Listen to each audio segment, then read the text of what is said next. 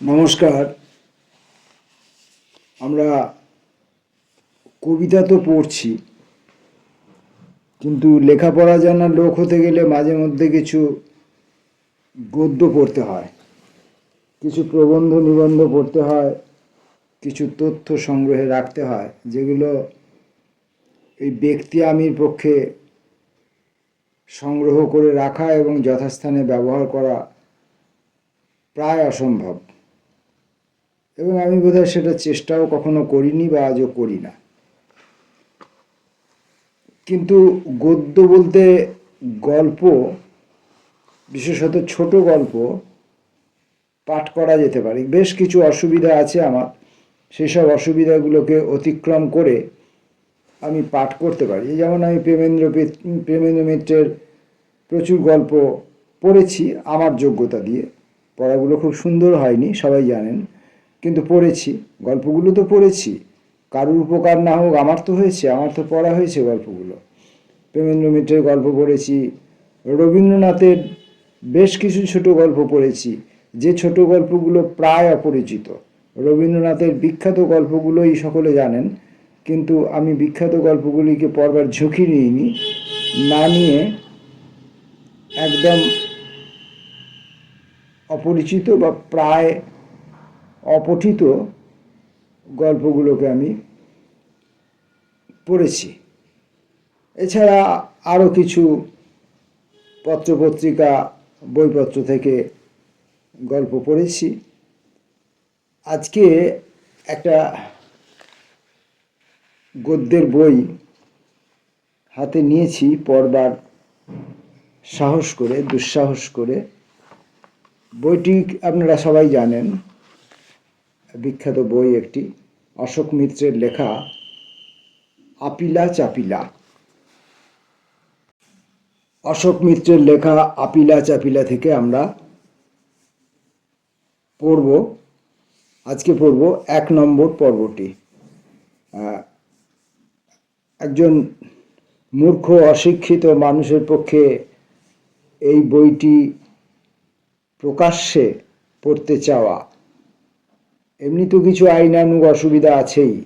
সেই আইনানুগ অসুবিধা থাকা সত্ত্বেও আমি পড়ি, যেহেতু আমার এই পাঠ বেশি লোকের কাছে পৌঁছায় না, কোনো রকম বাণিজ্যিকীকরণের কোনো সম্ভাবনা নেই। আমার এবং আমার পরিবারবর্গের দু একজনের শুনতে কাজে লাগে, তাই আমি আমার পরিবারের লোকজনকে পাশে নিয়ে বসে আমি যদি বইটি পড়ি, সেটা যেমন কোনো অসুবিধা হবে না, ঠিক তেমনি আমি এটাকে রেকর্ডিং করে রেখে দিলাম। আমি যদি শুধুমাত্র এটাকে ভিডিও করে রেকর্ডিং করে রেখে দিই, তাহলে আমার ফোনের সমস্ত মেমোরি বুক হয়ে যাবে এবং আমি আর কিছু করতে পারবো না ফোনটা দিয়ে। তাই এটাকে আমি ইউটিউবের মধ্যে রেখে দিই। আমার পরিবারবর্গের, আমার স্ত্রী, আমার ছেলেরা, আমার মেয়েরা, আমার বৌমা বা দু একজন ভাই বন্ধু আছে, তারা এটাকে পরবর্তীকালে শুনতে পারে। ই বুকের মতো সার্ভিস দেয়, অর্থাৎ তাদেরও বইটা পাশাপাশি পড়া হয়ে যায় যদি তাদের সদিচ্ছা থাকে। তো সেই কারণেই পড়তে চাওয়া, শুরু করছি পড়া। আপিলা চাপিলা। পরাধীন দেশ, সময় মন্থর, কিছুই ঘটে না, ঘটার যেন সম্ভাবনাও নেই। 25-30 বছর আগে ইংরেজ প্রভুরা দেশের রাজধানী কলকাতা থেকে দিল্লিতে সরিয়ে নিয়ে গেছেন। সুতরাং আমাদের বোকাশোকা অবস্থা, আত্মবিশ্বাসের অভাব আরও একটু বেড়েই গেল যেন। বাংলাদেশ সরকারের পীঠস্থান ঢাকা শহরে এখন যারা গেছেন, তারা আমাদের পুরনো ঢাকাকে আদৌ চিনে উঠতে পারবেন না। রাজধানী ঢাকা চকমকে ঝকঝকে, চওড়া চওড়া রাস্তার বিস্তার, সৌধপ্রতিম অট্টালিকার পর অট্টালিকা। নেত্রী পর্যায়ভুক্ত মানুষজন তুখোর, অতি সংস্কৃত। যদিও আমার সন্দেহ, গরিব গুরবরা আজ থেকে 70-75 বছর আগে যে তিমিরে ছিলেন আছেন সেই তিমিরেই। পুরনো ঢাকা শহর জরা জীর্ণতর, সরু সরু রাস্তার ঠাসাঠাসি এক কোণে অবহেলায় পড়ে আছে। আমাদের সময়ে শহরের জনসংখ্যা ছিল বড়জোর 1,00,000-1,15,000। রূপান্তরিত আধুনিক ঢাকা শহরে শুনতে পাই 25-30 লক্ষ মানুষের বসবাস। সেই আমলের শহরটিকে এখন গভীর দীর্ঘ নিঃশ্বাস যোগেই বলতে হয়, কেঁদেও পাবে না তাকে বর্ষার অজস্র জলধারে। অতি ক্ষুদ্র শহরটিও ছিল প্রথাগতভাবে 20-25টি পাড়ায় বিভক্ত। ধনী দরিদ্রের বিভাজন তো ছিলই। অধিকাংশ আপাতসচ্ছল মানুষজন হিন্দু, বস্তিতে মালিন্যে অভাবে ক্লিষ্ট বসবাসকারীরা প্রধানত মুসলমান সম্প্রদায়ভুক্ত। এমন নয় যে একজন দুজন সম্ভ্রান্ত সচ্ছল মুসলমান পরিবার আদৌ ছিলেন না। ঢাকার নবাব গোষ্ঠী তাঁদের বিভিন্ন শরিকদের জড়িয়ে যারা শহরের ও মফস্বলের বহু সম্পত্তির মালিক, তাদের কথা তো উল্লেখ করতেই হয়। তাছাড়া শহরের বিভিন্ন অংশে ছড়িয়ে ছিটিয়ে ছিলেন আরও বেশ কিছু মুসলমান জমিদার। কিন্তু বণিক, ব্যবসাদার, কলেজ ও স্কুল শিক্ষক, চিকিৎসক, উকিল, মোক্তার এরা অধিকাংশেই হিন্দু। উচ্চবর্ণ, নিম্নবর্ণ, ম্লেচ্ছ, চণ্ডাল মেলানো ভিড়। প্রায় প্রতি পাড়ায় কেন্দ্রস্থল জুড়ে একটু বর্ধিষ্ণু কিংবা মধ্যবিত্ত বা নিম্ন মধ্যবিত্ত হিন্দুদের ঘরবাড়ি। পল্লীর প্রান্ত দেশে মুসলমান বস্তি। প্রকৃতির নিয়ম হিসাবেই যেন এই গণবিন্যাসের মানচিত্র মেনে নেওয়া হতো। 30-এর দশকের উষা লগ্নে, আমার বয়স 2 কিংবা 3, এ সমস্ত সামাজিক ব্যাপার নিয়ে ভাবনার ভেলায় ভেসে যাওয়ার সময় তখনও আসেনি। চেতনার উন্মেষ মুহূর্তে ভাষা ভাষায় এটুকু জানতে পেরেছি, আমাদের যে পাড়ায় বাড়ি তার নাম আর্মেনিটোলা। কে জানে, হয়তো 7ম শতাব্দীতে এক দঙ্গল আর্মেনি ব্যবসায়ী আমাদের শহরে উপনীত হয়েছিলেন, আমাদের পাড়ায় উপনিবেশ দখল করেছিলেন। তাদের ইতিহাস পুরোপুরি হারিয়ে গেছে, শুধু স্মৃতির স্বাক্ষর হিসাবে থেকে গেছে আর্মেনিটোলা পাড়া এবং সে পাড়ার পূর্ব প্রান্তে 250-300 বছরের পুরনো আর্মেনি গির্জা। আশ্চর্য, আমার মতো শিশুর চোখেও তার স্থাপত্য চোখ ধাঁধিয়ে দিত। গির্জার প্রবেশদ্বার সংলগ্ন একটি মণিহারি দোকান, সেখানে টফি চকোলেটের সম্ভার। তার ঠিক পাশে আমাদের পরিবারের দর্জি কাসেম খলিফার আস্তানা। কাসেম খলিফার শুভ্র শ্বশ্রু কোমর গড়িয়ে নেমে গেছে শান্ত সমাহিত চেহারা। চোখে ভালো দেখতে পেতেন না, শার্টের মাপ নিতে প্রায় গোলমাল করতেন। ঝুল কিংবা যাকে বলা হতো পুট, তার হিসাবে প্রায় গোলমাল করে বসতেন।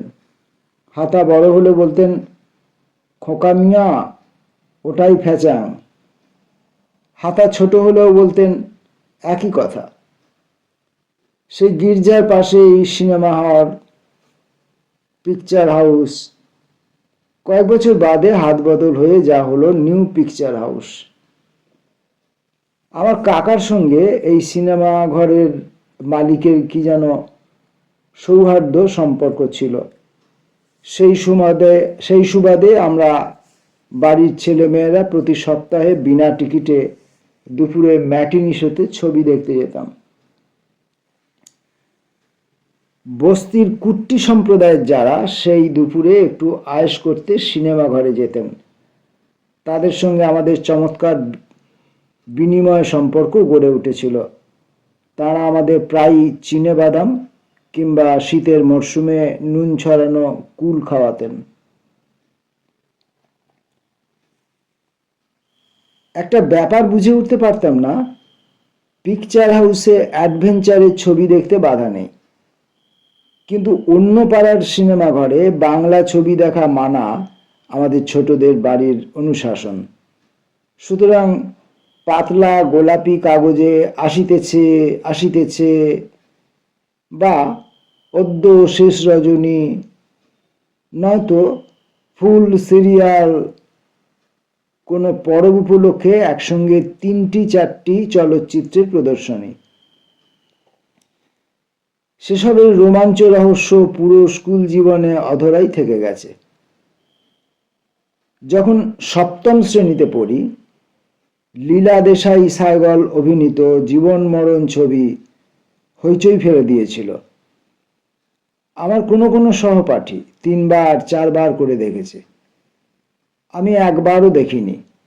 শুনে এক সহপাঠীর সবিস্ময় উক্তি, তুই জীবন ও মরণও দেখিসনি, তোর জীবনটাই ব্যর্থ। পিকচার হাউস ঘিরে আমার আরও অনেক প্রায় ফিকে হয়ে আসা স্মৃতি। ঢাকা শহরে কোনো ভদ্রগোছের প্রেক্ষাগৃহ ছিল না। অন্য সিনেমা হলগুলির আয়তন তেমন প্রশস্ত নয়, সুতরাং সাংস্কৃতিক ঘটনাবলী প্রধানত পিকচার হাউসকে কেন্দ্র করেই। মালিকদের সঙ্গে আমার কাকার দহরম মহরম। তাঁর সৌজন্যে শৈশবকালে আমরা ওখানে শিশির কুমার ভাদুরীর অভিনয় দেখেছি, উদয়শঙ্কর সম্প্রদায়ের নৃত্যকলা, ও একটু বড় হয়ে সাইগলের গান শুনেছি। এমনকি কিংকং নামে এক বিরাট বপু কুস্তিগিরের ব্যায়াম চর্চা পর্যন্ত। কুন্দরলাল সাইগলের অমন মাধুর্য ঠিকরানো কণ্ঠস্বর্য রবীন্দ্রনাথের গান শুনিয়ে মাতিয়ে দিচ্ছেন, কিন্তু বাংলা হরফ ভালো করে চিনতে পারতেন না। কোনো বিশেষ গান গাইবার জন্য কাগজে লেখা ফরমায়েশ ছত্রীমণ্ডলীর কাছ থেকে এলে অনুরোধ জানাতেন যেন উঠে দাঁড়িয়ে বলা হয় গানটা।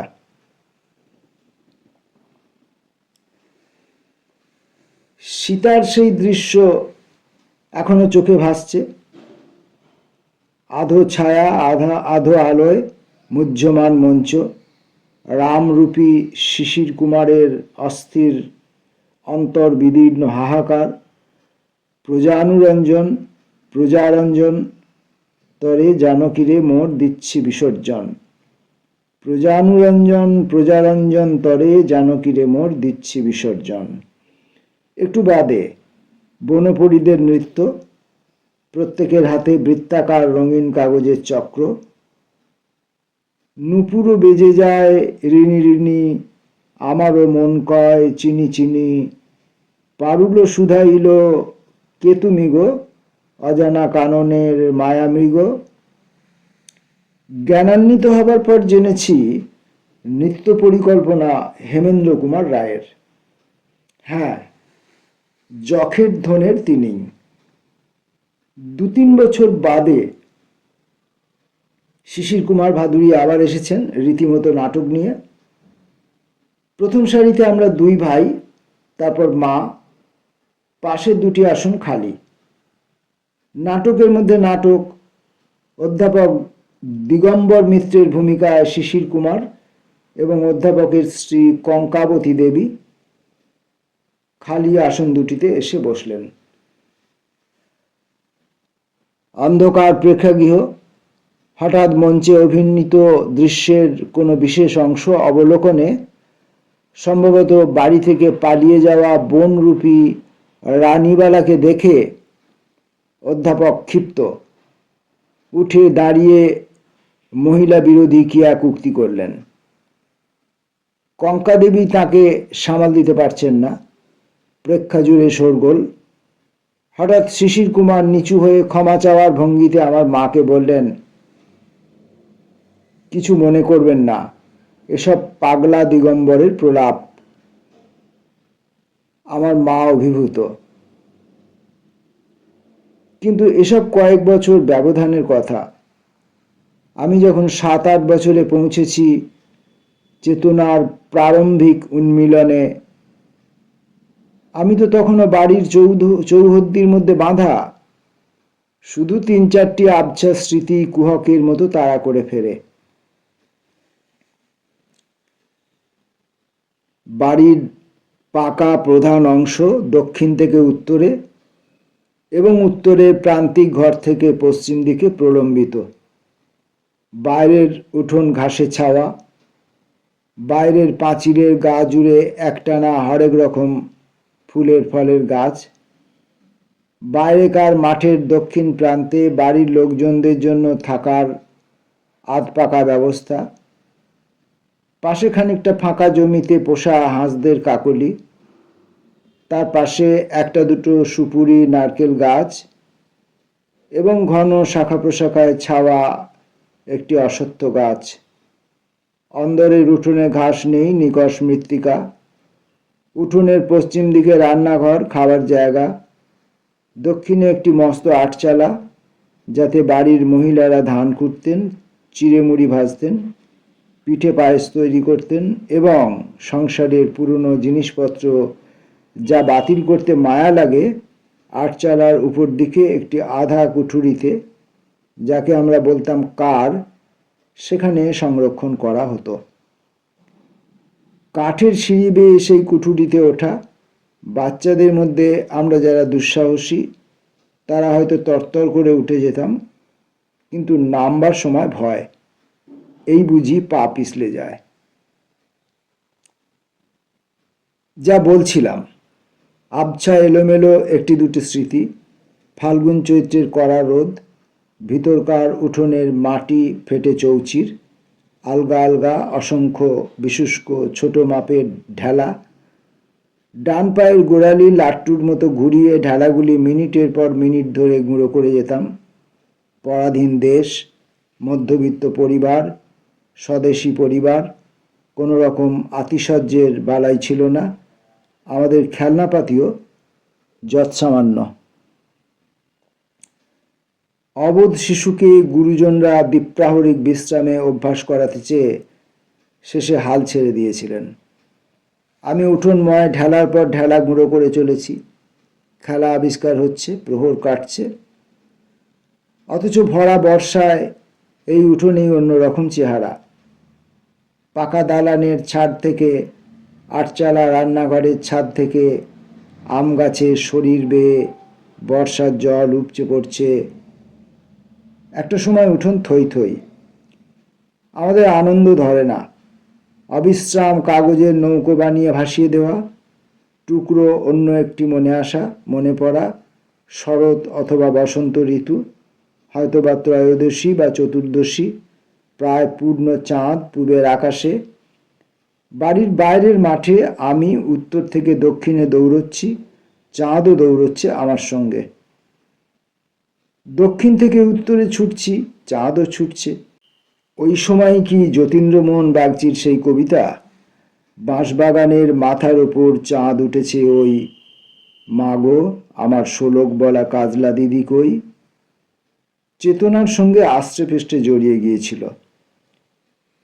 অন্য একটি স্মৃতি, বাইরের উঠোনে আমরা বাড়ির বাচ্চারা, প্রতিবেশী বাড়ির বাচ্চারা একসঙ্গে মিলে গোল্লাছুট কিংবা কানামাছি খেলছি, অথবা প্রজাপতির পিছনে ছুটছি।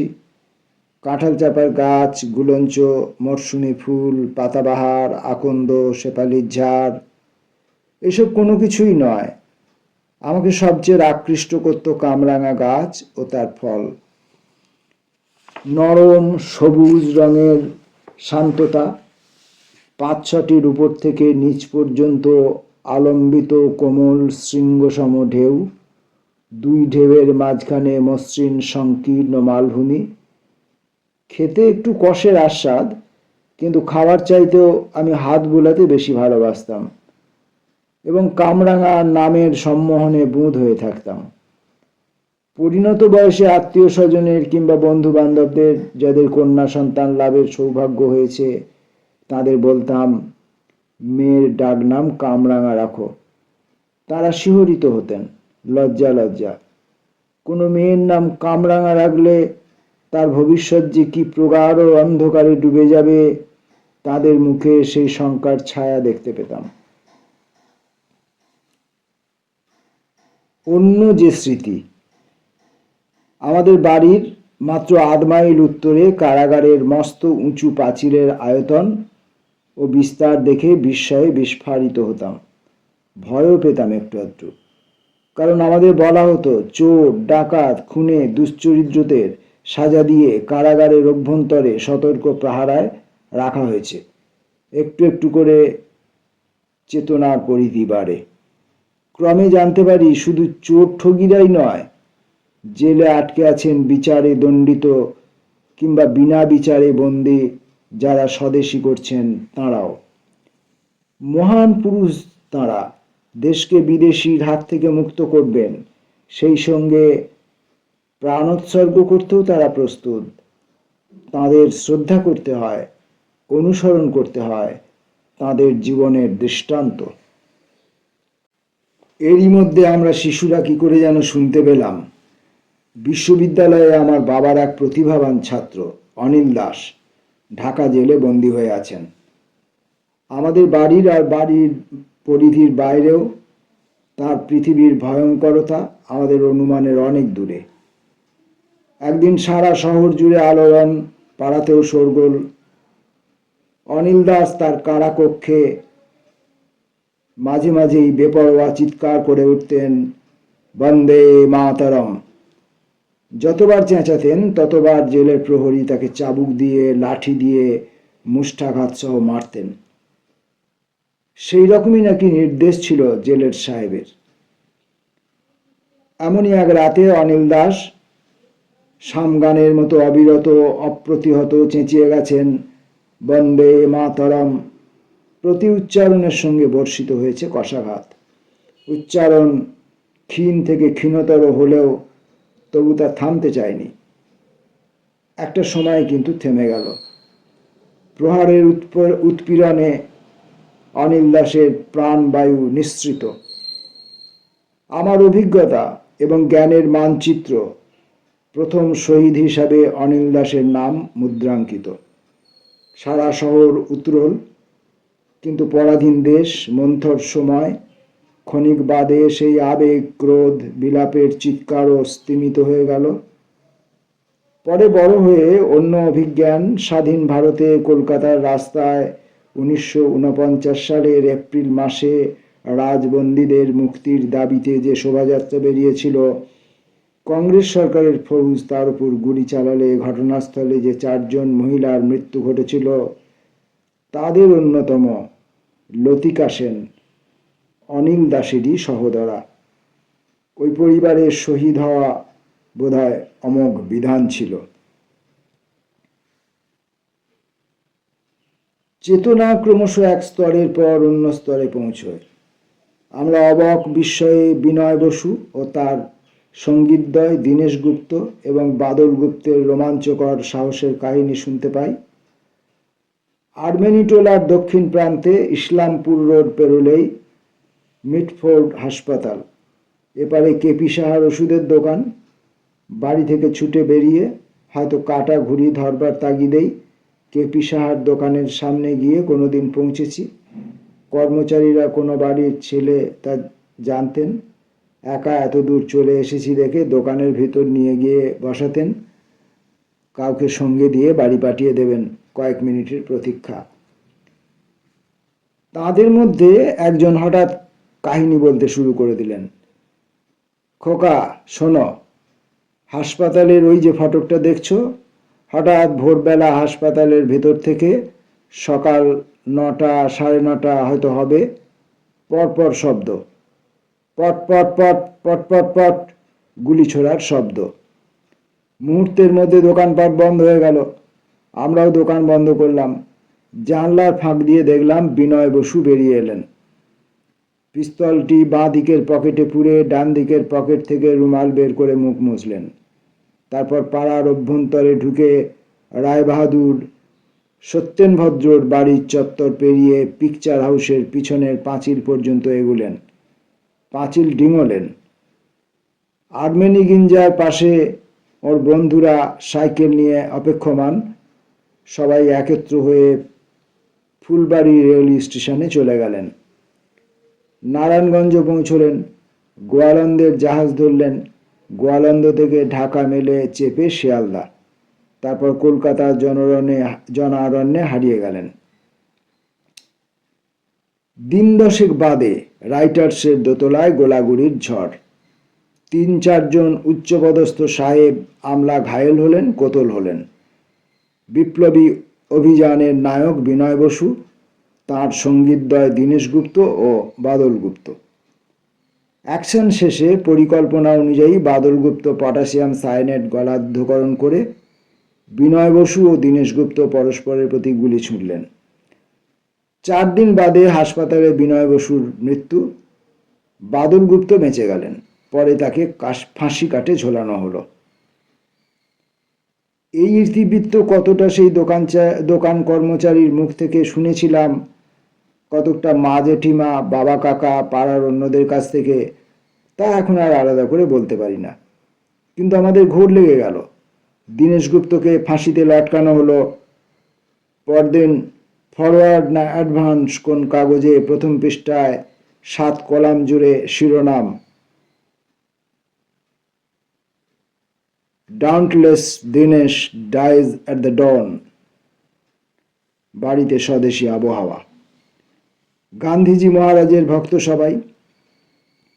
পাশাপাশি চিত্তরঞ্জন দাস, সুভাষচন্দ্র বসুর প্রতিও শ্রদ্ধার্ঘ্য কম কিছু নয়। তবে সব ছাপিয়ে তথাকথিত সন্ত্রাসবাদীদের নীরব ও সোচ্চার উপাসনা দিকে দিকে। আমরা বালক বালিকারা অচিরে নতুন একটা খেলা আবিষ্কার করলাম। প্রথম খেলুড়ে উচ্চারণ করত, 1 গুলিতে 2 সাহেব মারব। পরক্ষণে দ্বিতীয় জনের উক্তি, 1 গুলিতে 5 সাহেব মারব। তৃতীয় জন বলল, 1 গুলিতে 9 সাহেব মারব। এমনি করে বৃত্তাকারে ঘুরতে ঘুরতে 1 গুলিতে 2399 সাহেব মারার উপাখ্যানে চলে যেতাম আমরা। পরাধীন দেশ, অনাড়ম্বর গার্হস্থ্য, খেলার সরঞ্জামহীন আমরা সাহেব মারার প্রলয়ঙ্কর বিপ্লবী ক্রীড়া উন্মাদনায় নিমজ্জিত হতাম। অবশ্য তার পাশাপাশি অন্য একটি মশকরাও প্রচলিত ছিল আমাদের মধ্যে। সাদা পোশাক, লাল পাগড়ি পরিহিত মস্ত গোঁপওয়ালা সিপাহী দেখলেই ফটক দিয়ে বাড়ির বাইরে গিয়ে সমস্বরে চেঁচাতাম, পাহারাওয়ালা ভাগো, বলেই বাড়ির মধ্যে পশ্চাদপসরণ করে ফটক শক্ত করে আটকে দেওয়া। আমাদের ছেলে মানুষই দেখে দাঁত বের করে হাসত দিশি সিপাহীরা। এলোমেলো, ছায়া ছায়া, আলো আঁধার। বুঝতে পারি রাত বিরেতে বাড়িতে কারা যেন আশ্রয় নিতে আসেন। ভোরের আলো ফুটতে না ফুটতেই কোথায় উধাও হয়ে যান। আমরা শিশুরা ফিসফাস করে পরস্পরকে বোঝাই, স্বদেশী কাকারা এসেছিলেন। পকেটে পিস্তল, পুলিশকে লুকিয়ে চলছেন তারা। ওই যে গতকাল মিরপুরে স্বদেশী ডাকাতি হলো, মেলগাড়ি থেকে কয়েক হাজার টাকা লুট হলো, তার সঙ্গে অমুক বা তমুক কাকা জড়িত। শুধু আমাদের আর্মেনি টোলা পাড়াতেই নয়, গোটা শহর জুড়ে একই কাহিনী। যে কোনো পাড়ার আমরা যে কোনো অলিগলি দেখিয়ে গর্বভরে বলতে পারতাম, গলির বাড়ি থেকে কেউ বিলিতি কাপড়ের বা বিলিতি মদের দোকানের পিকেটিং করে জেলের ঘানি টানছেন। দ্বিতীয় বাড়ি থেকে কেউ পুলিশ খুনের মামলায় দোষী সাব্যস্ত হয়ে আন্দামানে পায়ে বেরি পড়ে দিনাতিপাত করছেন।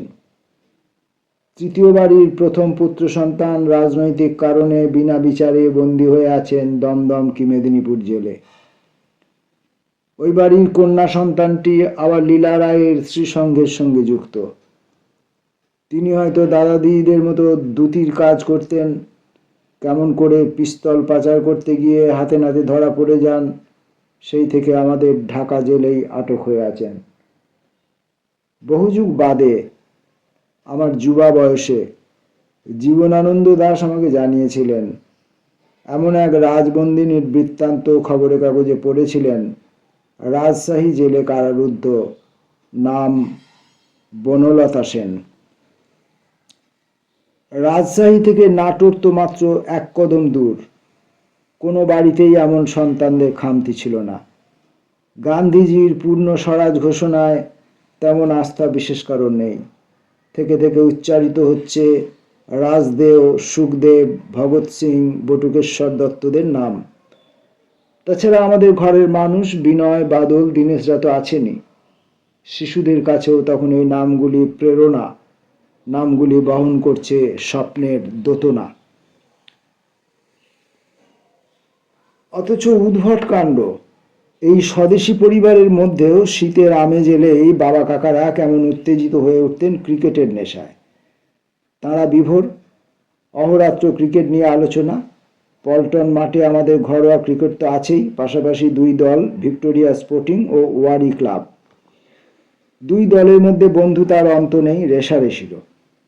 যারা কলকাতার মাঠে ফুটবল খেলেন, ক্রিকেটে তেমন রপ্ত নন, তারা ঢাকায় ফিরে হয় ওয়ারি নয় ভিক্টোরিয়ার মাঠে মশগুল হন। যেমন সম্পর্কে আমার মামা অনিল বসু, তাদেরই গ্রামের মালখান নগরের একদা বাংলা ক্রিকেটে বিখ্যাত হেমাঙ্গ বসু ও তার ভাই অমূল্য বসু। আমরা তাদের জ্ঞাতি ফটিক বসু, মানে ওরফে শৈলেশ আর কি, মানে অন্য একটি নাম। ভোলা ব্র্যাকেটের নরেশ, ভোলা বসু কয়েক বছর বাদে ঢাকা বিশ্ববিদ্যালয়ের ছাত্র, ইস্ট বেঙ্গলের ফুল ব্যাক রাখাল মজুমদার, কিংবা ময়মনসিংহের পণ্ডিতপাড়া বা ফ্রেন্ডস 11 ক্লাবের কোনো অতিথি খেলোয়াড়। বাবা কাকাদের সঙ্গে আমরাও ঝটপট দুপুরের খাওয়া দাওয়া সেরে মাঠে যেতাম। সেখানে কমলা লেবুর কোয়া চুষতাম কিংবা চীনা বাদামের খোসা ছাড়াতাম অফুরন্ত। এখানেই তো শেষ নয়। বোধহয় 1933 সাল বিলেত থেকে জার্ডিনের অধিনায়কত্বে সাহেবী দল খেলতে এসেছে একাধিক টেস্ট ম্যাচ। বড়দিনের ছুটিতে বাবা কাকারা কলকাতা মুখো, ইডেন গার্ডেনে টেস্ট না দেখে উপায় কি? তখন কট্টরি কানাইয়া নাইডু বিখ্যাতির শীর্ষে, তার ছোট ভাই কট্টরি সুগান্না নাইডু, সেই সঙ্গে মস্ত জোরে বল করনেওয়ালা মোহাম্মদ নিসার, সুইং বলে ওস্তাদ নাভানগরের অমর সিং, পরে ভূপালের নবাবের দলের সঙ্গে যুক্ত দুই সহোদর ভ্রাতা উজির আলী, নাজির আলী। সেই বছরই 18 বছরের অমরনাথ মুম্বাইতে প্রথম টেস্টে সেঞ্চুরি করে তারকা বনে গেছেন। কলকাতা টেস্টে প্রথম দিনেই লাঞ্চের আগে ক্লার্ক না কার দুরন্ত বলে ভারতের উইকেট রক্ষক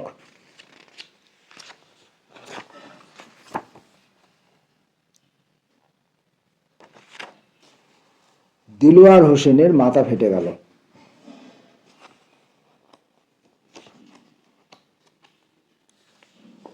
কিন্তু বেপরোয়া দিলওয়ারা মাথায় ফেটটি বেঁধে মাঠে ফের পড়ন্ত বিকেলে খেলতে শুরু করলেন।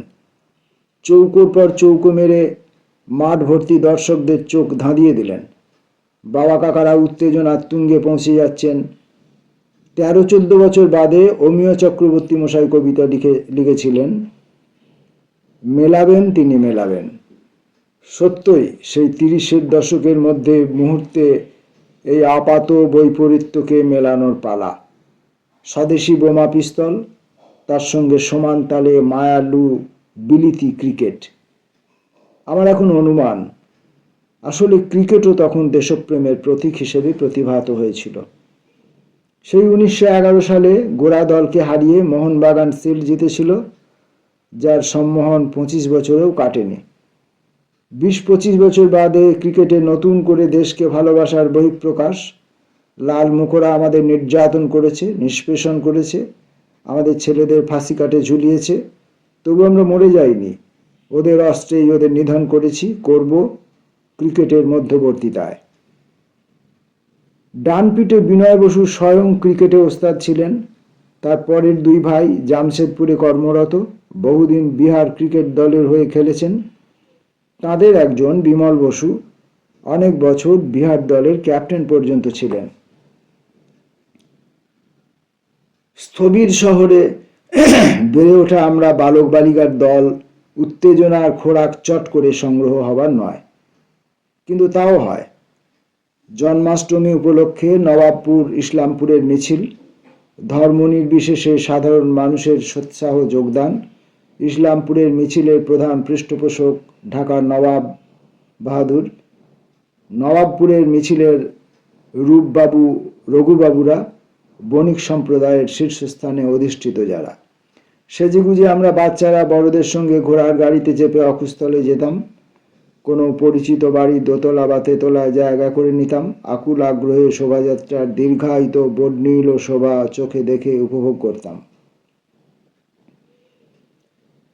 আমাদের শৈশবের ওই কজন অন্যতর আগ্রহ অবশ্য ভাওয়াল সন্ন্যাসীর মামলা। কুশীলবরা শহরের অনেকেই চেনা। জয়দেবপুর ঢাকা থেকে মাত্র 15 মাইল দূরবর্তী আমার ঠাকুরদা, যাকে আমি কোনোদিন দেখিনি, ভাওয়াল এস্টেটের ম্যানেজারি করেছেন। সন্ন্যাসী মেজুকুমার নাকি কোনো প্রতারক, তা নিয়ে সর্বদা উত্তেজিত তর্ক। সন্ন্যাসীর দিকেই পাল্লা ভারী। দুপক্ষের উকিল ব্যারিস্টারদেরও শহরের সঙ্গে কিছু যোগসূত্র ছিল, তাদেরও সমর্থকরা দ্বিধাবিভক্ত, যদিও এখানেও সন্ন্যাসীর হয়ে সওয়ালকারীদের স্পষ্ট সংখ্যাধিক্য। সন্ধেবেলা আমাদের বাড়ির বাইরে চাতালে বাবা কাকারা উত্তেজিত তর্ক করতেন। একমাত্র আমার কাকা একটু সন্ন্যাসীর প্রতিপক্ষের দিকে হেলে। তিনি উকিল মানুষ, মেজরানিমা যিনি ব্যারিস্টার তার ভক্ত। তারপর একদিন ভর দুপুরে বিচারক পান্নালাল বসুর রায় বেরুল, সন্ন্যাসী কুমার। শহর আনন্দে উচ্ছল। স্থানীয় চাবুক পত্রিকার বিশেষ সংস্করণ প্রতি পাড়ায় শয়ে শয়ে বিক্রি হলো। বাচ্চারাও বুঝতে পারলাম একটা মস্ত কিছু ঘটেছে, যাকে শুভ বলে অভিহিত করা যায়। পরে বড় হয়ে পান্নালাল বসুর সুধীর ঘোড়ায় যা বই আকারে বেরিয়েছিল, রুদ্ধশ্বাস আগ্রহ নিয়ে পড়েছি। খুবই সুলিখিত, মনে হলো যেন গোয়েন্দা কাহিনী পড়ছি। হায়, সেই পুস্তক সংগ্রহ করা এখন শিবের বাবারও অসাধ্য। যে সংসারে একটু একটু করে বড় হচ্ছিলাম, সেখানে প্রাচুর্য ছিল না, কিন্তু অনটনও ছিল না। খুব সরেস চাল পাওয়া যেত মন প্রতি 3.5-4 টাকা, যাকে মাসকাবারে বাজার বলা হতো। তার জন্য সব মিলিয়ে আমাদের যৌথ পরিবারের পক্ষেও 20-25 টাকা অঢেল। আর প্রতিদিনের মাছ সবজির জন্যে 8-10 আনাই যথেষ্ট। আর্থিক মন্দায় কৃষককুল শোচনীয়তার উপান্তে। বছরের পর বছর ধরে মধ্যবিত্ত পরিবারেও একই অবস্থা। পাশ করার পরেও ঘরে ছেলেদের চাকরি নেই। খুব প্রতিভাবান বা ভাগ্যবান কয়েকজন স্কুল মাস্টারি বা কেরানিতে ঢুকেছে। এই সৌভাগ্য তাও মধ্যবিত্ত হিন্দু পরিবারের মধ্যে সীমাবদ্ধ। হয়তো গ্রামে কিছু জমি জমা ছিল, চালটা ডালটা হয়তো অনেক ক্ষেত্রেই প্রজারা পৌঁছে দিত। স্বাধীনতার স্বপ্ন ঘরে ঘরে পরিব্যাপ্ত। ছেলেরা, তরুণরা, প্রৌঢ়রা, বৃদ্ধরা একই আবেগে মত্ত। ক্রিকেটে সফলতার প্রয়াস সেই উন্মাদনার অন্যতর পরিস্ফুটন। আদর্শবাদী বাবা বাড়িতে বিলিতি কাপড় ঢুকতে দিতেন না, অন্য যে কোনো বিলাসিতার উপকরণও। ছেলেবেলার মাখন বলতে গয়লাদের দেওয়া কলা পাতায় জমানো ননি আমাদের ভোজ্য ছিল। গৃহস্বামীর প্রবল আপত্তি সত্ত্বেও আমার মা কয়েক বছর বাদে পলসনের মাখনের টিন কিনে সেঁকো পাউরুটির টুকরোর উপর ছড়িয়ে দিতেন, তাও পরম সতর্কতার সঙ্গে, সীমিত বিন্যাসে, যাতে টিনের মাখন বহুদিন ধরে চলে। আমার কাছে এটা সাংসারিক মিতব্যয়িতার প্রতীক হয়েছিল। ক্রমে ক্রমে কি করে যেন 6-7 বছর বয়সে উত্তীর্ণ হলাম। আগের থেকেই জানা ছিল পাড়ার বিদ্যালয় আর্মেনিটোলা সরকারি স্কুলে 3য় শ্রেণীতে ভর্তি হব। আমাদের পাড়া ও বংশাল পাড়ার প্রান্ত সীমায় স্কুল, সামনে পিছনে বিস্তৃত মাঠ, মস্ত লাল দালানের নিচের তলায় স্কুল, উপরতলায় ডেভিড হেয়ার ট্রেনিং কলেজের ধাঁচে তৈরি ঢাকা টিচার্স ট্রেনিং কলেজ, সেটাও সরকারি কলেজ, বিটি ডিগ্রির জন্য। বিএ, এমএ, বিএসসি, এমএসসি পাশ করা ছাত্ররা পড়তে আসতেন। কলেজ থেকে ডিগ্রি পেয়ে তারা স্বীকৃত শিক্ষক হিসেবে পরিগণিত হতেন। যখন হাঁটতে শিখেছি, গুরুজনদের সঙ্গে রাস্তায় বের হতাম, তারা আমাকে সেই স্কুল বাড়ির প্রাঙ্গণের পাশ দিয়ে নিয়ে গিয়ে বাড়িটা দেখিয়ে বলতেন, এই তোমার স্কুল। অবাক বিস্ময়ে চেয়ে থাকতাম রহস্যের ঘেরাটোপে আবৃত কুজ্ঝটিকার মতো সেই স্কুল বাড়ি। তারও আগে অবশ্য একটা ঘটনা ঘটেছিল। বাড়ির অন্যান্য ছেলে মেয়েদের মতো মা কাকিমাদের তত্ত্বাবধানে সেলেটে খড়ি এঁকে আমার প্রথম অক্ষর পরিচয় হয়েছিল। এমনকি যুক্তবর্ণও খানিকটা রপ্ত হয়েছিলাম, যদিও ইংরেজির সঙ্গে তখনও পরিচয় হয়নি। সরস্বতী পুজোর দিন ঘোষণা করা হলো আমাদের মতো কয়েকজনের পোশাকই হাতে খড়ি হবে। সরস্বতী পুজোর অঙ্গ হিসাবে খাগের কলম দুধে ডুবিয়ে ভূর্য পাতায় লেখার নির্দেশ দিলেন পুরোহিত মশাই, লেখো শ্রী শ্রী সরস্বত্যই নমঃ। আমার কোনোই অসুবিধে হলো না, তত্তর করে 12 লিখে ফেললাম শ্রী শ্রী সরস্বত্যই নমঃ। কিন্তু চরম সংকটের সূচনা পর মুহূর্তে। ললিত ঠাকুর মশাই এবার বললেন, মা সরস্বতীর কাছে সবাই গড় হয়ে প্রণাম করো। বাড়ির অন্য ছেলে মেয়েরা, তারা হয়তো আমার মতো নির্ভুল শ্রী শ্রী সরস্বত্যই নমঃ লিখে উঠতে পারেনি, কিন্তু মা সরস্বতীর কাছে গড় হতে তাদের কোনো গণ্ডগোল হলো না। আমি জেদ ধরলাম, কিছুতেই গড় হব না, কিছুতেই মূর্তিকে প্রণাম করব না। বাড়ির গুরুজনরা চড়চাপড় মেরেও আমার সুমতি ফেরাতে পারলেন না। আধ ঘন্টা ধস্তাধস্তির পর তাদের রণে ভঙ্গ দেওয়া। সেই দিন ওই কাণ্ডের পর থেকে আমার নাম হলো কালাপাহাড়। আমার সেই জেদ আজীবন অটুটি থেকে গেছে।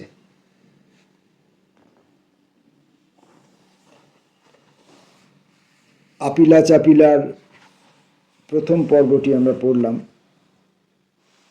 সে সময়ের রাজনীতি, সে সময়ের আর্থিক পরিস্থিতি, সে সময়ে আমাদের মধ্যবিত্ত সমাজ ঘরের বিন্যাস, আমাদের দেশের মানুষরা কি অত্যাচার নিপীড়ন সহ্য করেছেন বিদেশি শাসকদের হাতে, এই সব ইতিহাস ভুলে গিয়ে আজ আমরা আমাদের স্বাধীন দেশে আমাদেরই দেশকে নিয়ে, আমাদেরই স্বাধীনতাকে নিয়ে, আমাদেরই সংস্কৃতিকে নিয়ে চরম উদাসীনতার সঙ্গে তাচ্ছিল্য ভরে ছেলেখেলা করে চলেছি এবং নিজেরা নিজেদের সভ্যতা সংস্কৃতির পায়ে কুড়ুল মেরে চলেছি। কি আর বলবো, বলার আমাদের কিছু নাই।